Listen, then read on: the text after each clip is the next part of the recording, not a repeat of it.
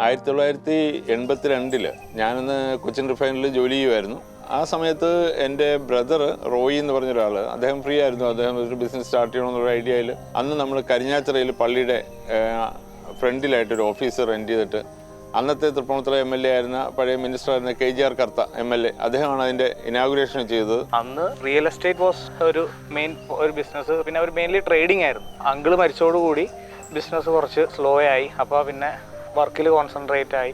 അപ്പോൾ അന്ന് മെയിനായിട്ട് റിയൽ എസ്റ്റേറ്റ് അത്ര വലിയ ബിസിനസ് ആയിട്ട് അങ്ങനെ എറണാകുളത്തൊന്നും ഇല്ലായിരുന്നുവെങ്കിൽ തന്നെ നമ്മൾ ചെറിയ ചെറിയ സ്ഥലങ്ങൾ, അന്നത്തെ സ്ഥലത്തിൻ്റെ ഡീല് തന്നെ ഒരു പ്രത്യേക രസമായിരുന്നു. അന്ന് ആൾക്കാർ എക്സ്ചേഞ്ച് രീതിയിൽ പോലും എൻ്റെ അടുത്ത് അന്ന് വന്നിരുന്ന ചിലർ പശുവും ഓട്ടോറിക്ഷയും ഒക്കെ ആയിട്ട് ചേർന്നൊരു എക്സ്ചേഞ്ച് പോലും അന്ന് അങ്ങനെ കച്ചവടത്തിനൊക്കെ വന്നൊരു സമയം. വളരെ തുച്ഛമായ വിലയെ സ്ഥലത്തിനന്ന് ഉണ്ടായിരുന്നുള്ളൂ. 90s ബാക്ക് നമ്മൾ പിന്നെയും റിയൽ എസ്റ്റേറ്റ് കുറച്ചുകൂടെ നമ്മൾ ഫോക്കസ് ചെയ്തു. കുറച്ച് കൂടുതൽ ക്ലയൻസിനെ നമുക്ക് കിട്ടി. പിന്നെ നമ്മൾ കുറച്ച് ലാൻഡ് ഡെവലപ്പ് ചെയ്യാൻ സ്റ്റാർട്ട് ചെയ്തു.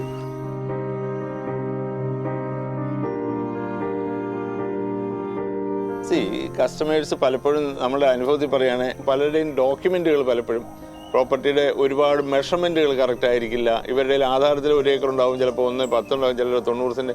അതൊന്നും ഇവരൊന്നും പണ്ട് തൊട്ടുള്ള ആധാരങ്ങൾ ഇങ്ങനെ വെച്ചിരിക്കുന്ന പഴയ ജന്മികളായിട്ടുള്ള ആൾക്കാരുടെയാണ് കൂടുതൽ പ്രോപ്പർട്ടികൾ. വലിയ പ്രോപ്പർട്ടി മേടിക്കുമ്പോൾ നമ്മൾ അവരെ അഡ്വൈസ് ചെയ്യും, ഈ രീതിയിലായിരിക്കും നിങ്ങൾക്ക് നല്ലത്.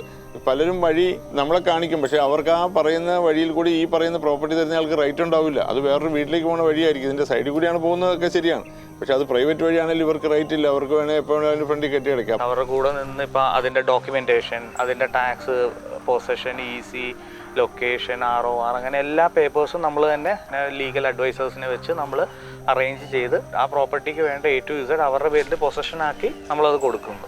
അപ്പോൾ നാളെ അവർക്ക് അതുകൊണ്ടൊരു ബുദ്ധിമുട്ടില്ല. ഒരു ക്ലീൻ ടൈറ്റിലാക്കി നമ്മൾ ഫയൽ ചെയ്ത് കൊടുക്കും. കാരണം നമ്മൾ കൊടുക്കുമ്പോൾ മിക്കവാറും ആൾക്കാർ ബാങ്ക് ലോണൊക്കെ എടുക്കുമായിരിക്കും.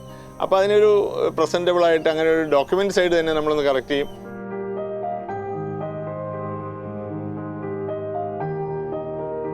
നിറച്ച് മരങ്ങളും ഒരു ചെറിയ ടൗൺഷിപ്പ് വേണമെങ്കിൽ നമ്മൾ തന്നെ അതിൻ്റെ അകത്ത് വീടുകളും ഇതുമെല്ലാം നമ്മൾ ചെയ്തു കൊടുക്കും. വലിയ പ്രോപ്പർട്ടിയാണ്, ഒരുപാട് ഇതുള്ളതുകൊണ്ട് എൻ്റെ ലീഗൽ വെരിഫിക്കേഷൻ നടന്നുകൊണ്ടിരിക്കുകയാണ്. അതിൻ്റെ അകത്ത് ക്ലബ് ഹൗസ്, കൊമേഴ്ഷ്യൽ ഏരിയ, കൂർഗിൻ്റെ ആയ കാലാവസ്ഥയിൽ ഡെവലപ്പ് ചെയ്ത് ചെയ്യുന്ന ഒരു പുതിയൊരു പ്രോജക്റ്റാണ് നമ്മളിപ്പോൾ ചെയ്യാൻ ഉദ്ദേശിക്കുന്നത്.